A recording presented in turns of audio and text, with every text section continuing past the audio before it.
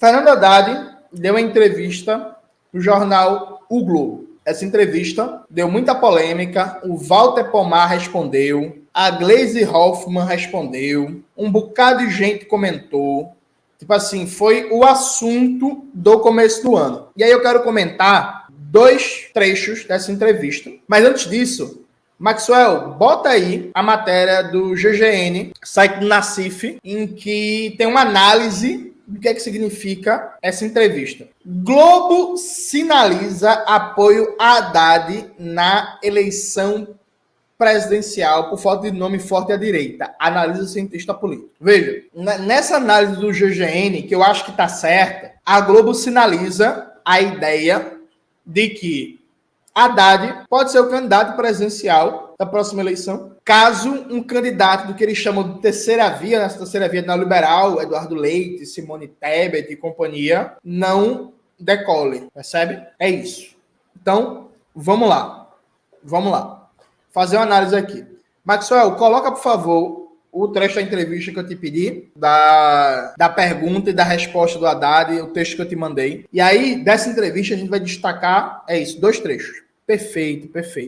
Isso aqui, gente, eu separei 2 trechos da entrevista. Não é da Folha de São Paulo, né, Maxwell? É a entrevista do Globo. Tu errou aqui na arte, mas tudo certo. Isso é o de menos. Vamos lá. Aqui, essa primeira aba aqui é a pergunta, né? A pergunta do jornal O Globo. Lendo para vocês, né? O PT aprovou recentemente um documento que fala de austericídio, suicídio econômico como política de corte de gastos, de uma corrente encampada pela presidenta Gleisi Hoffmann. A corrente é a CNB, que é a corrente majoritária do PT, né? Do qual o Lula, inclusive, faz parte. Quem faz mais oposição ao senhor? O PT ou o ministro da Casa Civil, Rui Costa, que Rui Costa também é da CNB, a corrente majoritária do PT. Né? Aí vem a resposta de Haddad. Presta atenção na resposta. Olha, é curioso ver os cards que estão sendo divulgados pelos meus críticos sobre a economia, agora por ocasião do Natal. O meu nome não aparece. O que aparece é assim, presta atenção. A inflação caiu, o emprego subiu, viva Lula. E o Haddad é um austericida. Então, ou está tudo errado, ou está tudo certo. Tem uma questão que precisa ser resolvida, e não sou eu que preciso resolver. Aí, em seguida, ele diz assim, Maxwell mudou na hora, já colocou o logo do Globo. Meu irmão, esse homem é muito eficiente, meu Deus. Aí, continuando. Presta atenção que a Haddad fala. Não dá para celebrar a Bolsa... Primeiro assim, para mim, quem celebra a Bolsa de Valores é neoliberal. Eu não celebro a Bolsa de Valores. Mas beleza. Não dá para celebrar bolsa, juro, câmbio, emprego, risco Brasil, PIB que passou o Canadá e essas coisas todas e simultaneamente ter a resolução que fala está tudo errado, tem que mudar tudo. Alguma coisa precisa ser repensada a respeito. Não tenho problema com isso. Vamos lá, gente. Aqui uma mentira do Fernando Haddad. E, inclusive, eu achei lamentável ver gente que é keynesiano, que é economista, que é sério, compartilhando a entrevista do Haddad. O Wallace Moreira, por exemplo, compartilhou a entrevista do Haddad. Não sei se apagou depois, né? Mas ele compartilhou. Por quê, gente? Tem uma mentira aqui. Eu já debati várias vezes no canal, tem vídeo com o Davi De Castro da primeira live que a gente fez ano passado e tal do canal, que é o bom resultado econômico de 2023, em termos de geração de emprego, de crescimento ainda que tímido da massa salarial, de reajuste do salário mínimo, de reajuste do Bolsa Família, de reajuste da Bolsa dos pós-graduandos no Brasil e etc., foi fruto da PEC de transição, que permitiu um gasto a mais da ordem de mais de 150 bilhões e que, nos últimos 12 meses, você tem um crescimento do gasto primário da ordem de 10%. Percebe? Então, a política econômica foi tocada em 2023, não foi guiada pela lógica de austeridade. A política econômica foi guiada pela PEC de transição, que abranda a austeridade e que a gente tem um crescimento do gasto público da ordem de 10% nos últimos 12 meses, com a PEC de transição liberando bilhões para recompor o orçamento e para o gasto público. O Davi De Castro explicou isso em detalhes. Tem vários vídeos no canal, cortes da live que eu fiz com ele, tudo explicado em detalhes. Então, veja, o que a resolução do PT fala é que para 2024 começa a valer o novo teto de gastos, que é uma política de austeridade, combinada com a meta de déficit zero, vai deprimir violentamente o gasto público e isso terá consequências na redução da geração de emprego, na geração de renda e na capacidade do Estado brasileiro, do governo federal, de fazer políticas públicas, de fazer políticas sociais. Então o Haddad está mentindo descaradamente. O Haddad está mentindo descaradamente. A resolução do PT é muito clara. A resolução do PT elogia os resultados esse ano. Aumento do Bolsa Família, aumento do salário mínimo, aumento das bolsas para pós-graduandos, para graduandos e por aí vai, retomada do farmácia popular, retomada do Minha Casa Minha Vida e tal. Faz um elogio de todas essas políticas, do crescimento econômico de 3%, mas diz que para 2024 começa a valer o novo teto de gastos. Aí, eu vou até pegar um gancho na fala aqui do Leonardo. O Leonardo fala, então o ministro da Fazenda não trabalhou em 2003. Simplesmente fizeram o arcabouço fiscal e a reforma tributária e mais nada. Leonardo, a prioridade do Ministério da Fazenda foi criar um novo marco institucional em 2023 para colocar em prática o modelo de desenvolvimento deles. Veja, o modelo de desenvolvimento que foi desenhado e aprovado começa a valer a partir do ano que vem. Então a Haddad está mentindo descaradamente, na cara dura. É um desonesto, desculpa, gente. Que ele sabe disso. A resolução do PT é bem clara. Sabe?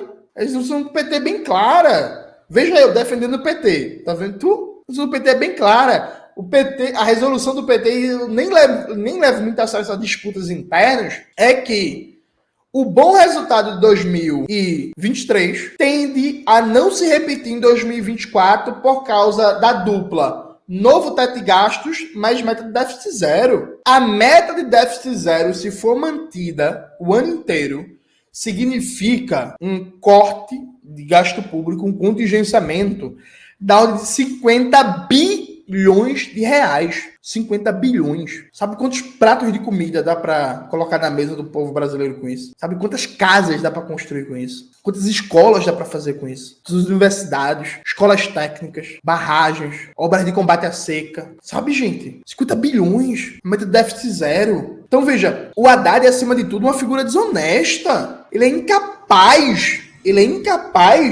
de fazer um debate sério sobre a política econômica do Brasil. Que isso é desonestidade, não existe outra palavra, desculpa. A política do Haddad é austericida, a sua política é austericida. E aí, veja, quem fala isso não sou eu, é o Haddad.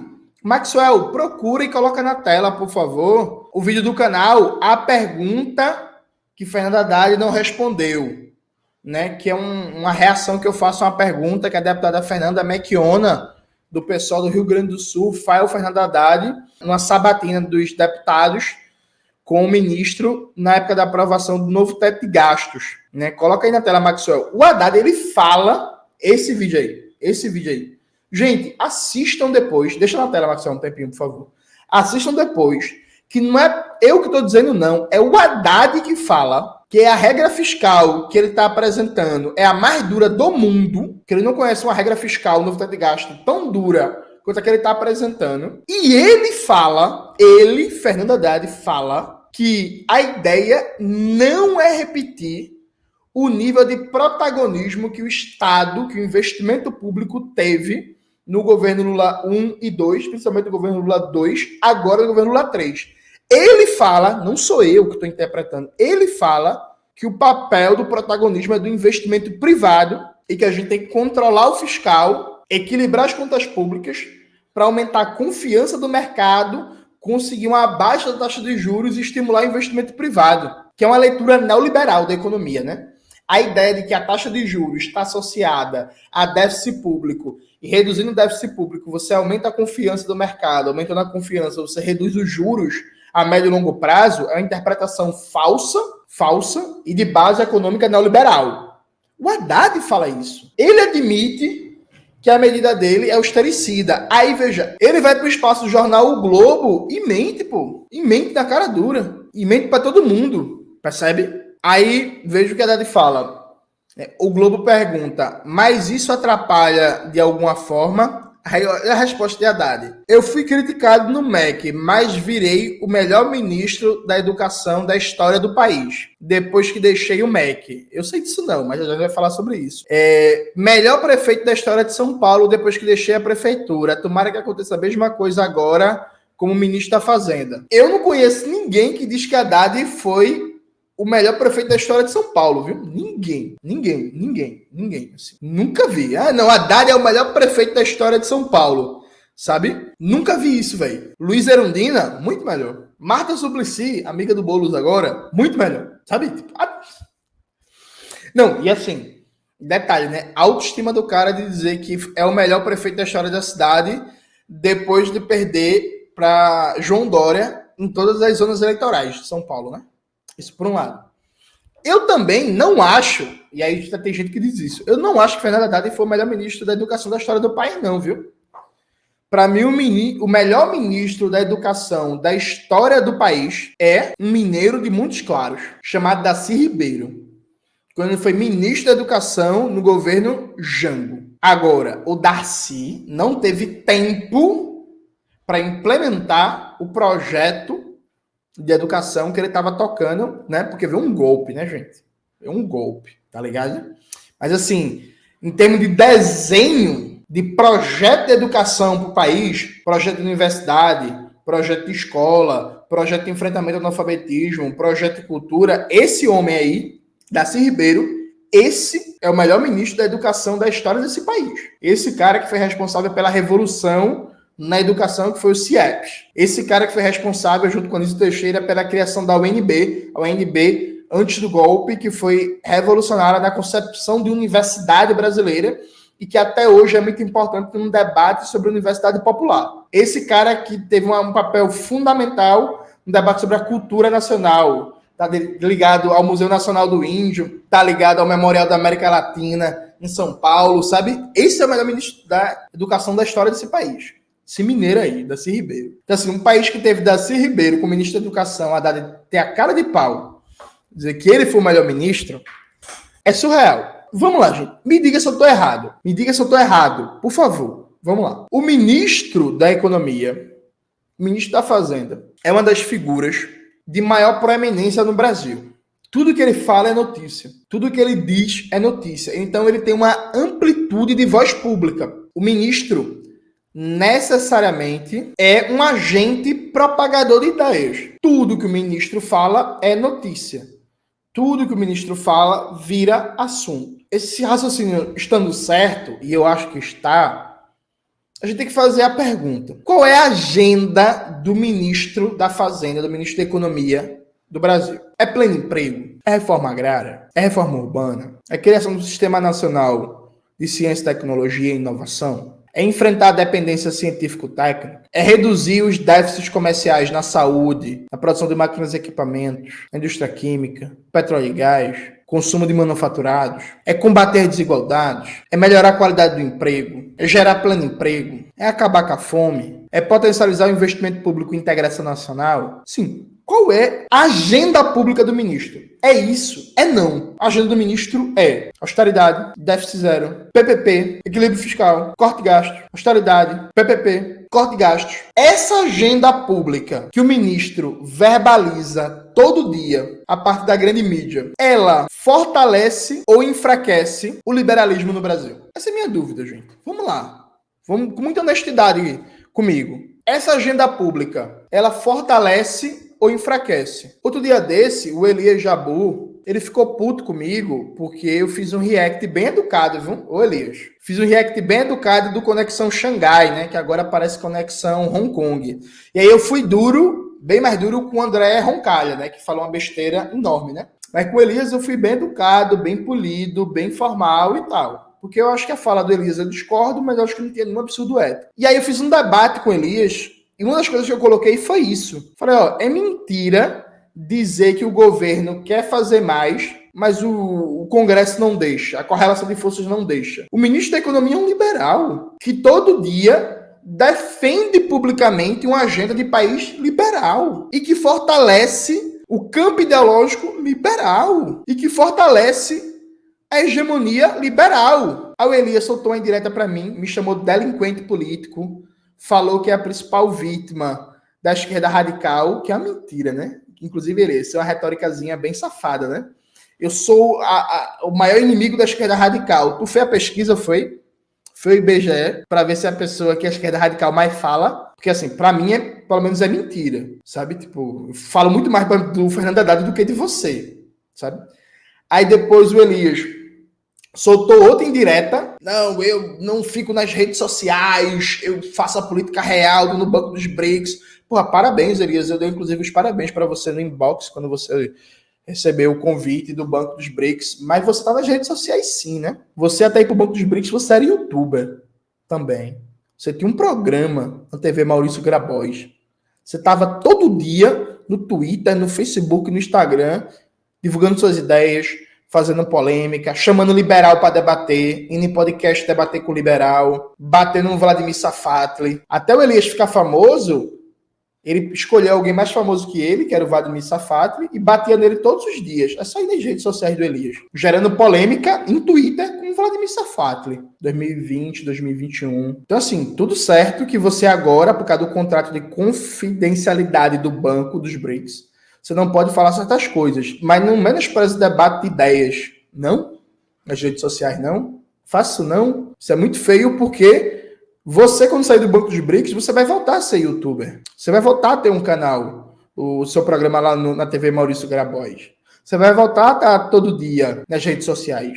Como, inclusive, você nunca saiu, você continua nas redes sociais. Inclusive, você faz postagem conjunta com várias páginas associadas, sabe? E aí, meu querido camarada Elias, você soltou em direta para mim me chamando de delinquente, mas eu vou chamar você de camarada. Diga para mim, por favor. Diga para mim, por favor. O Fernando Haddad, ele é um agente de promoção do liberalismo no Brasil? Sim ou não?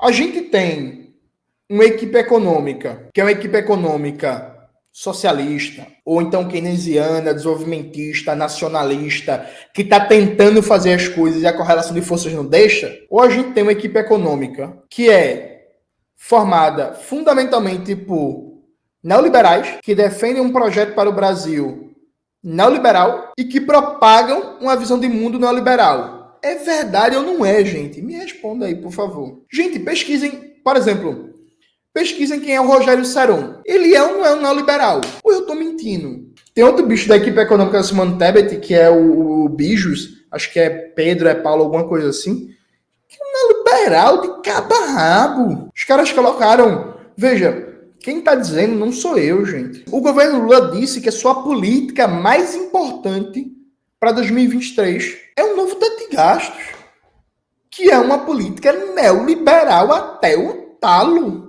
Eu queria muito entender, assim, esse processo de negacionismo da realidade. Há uma espécie, e aqui, Elias, você fala tanto do Kant e do Hegel, mas você entra numa parada idealista, né? Que é assim, se imagina que o governo quer fazer uma política muito à esquerda, mas não consegue por causa do Congresso, por causa da correlação de forças e tal. Mas cadê esse governo à esquerda que quer fazer e o Congresso não deixa? Cadê? Qual foi a política de esquerda que o governo quis fazer e o Congresso não deixou em 2023? Qual foi a proposta? Qual foi o projeto? Qual foi a medida provisória? Na economia, qual foi a política de esquerda que o governo quis fazer e não apresentou? E o Congresso não deixou?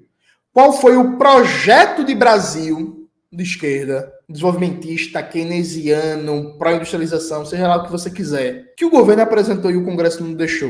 E o Congresso fez assim, não, vai andar não. Qual foi, gente? Diga para mim se eu estou desinformado, diga para mim se eu estou mentindo. E meu camarada Elias, eu reafirmo para você, viu? A pergunta que eu fiz no vídeo inicial, aí você me chamou delinquente, sem citar meu nome, chamando direta. Depois você fez um fio gigante dizendo que quem que não fica debatendo em rede social, que é importante, debatendo não sei o que e tal. Aí depois você divulgou um vídeo de um jovem economista do PCdoB me respondendo. Depois você divulgou outro vídeo de uma moça também me respondendo. E você simplesmente não debateu as questões centrais que eu coloquei no meu vídeo. Coloca aí na tela, Maxwell, por favor. E aí eu estou mandando uma pergunta direta para você. O ministro da Fazenda do Brasil atua como agente político e comunicativo para fortalecer que projeto? Um projeto nacionalista e desenvolvimentista como o que você defende ou um projeto liberal? Essa é a pergunta. Qual é o projeto político que o ministro da Fazenda vocaciona na sua atuação política e comunicativa? Acho que esse é o debate que a gente tem para fazer, né?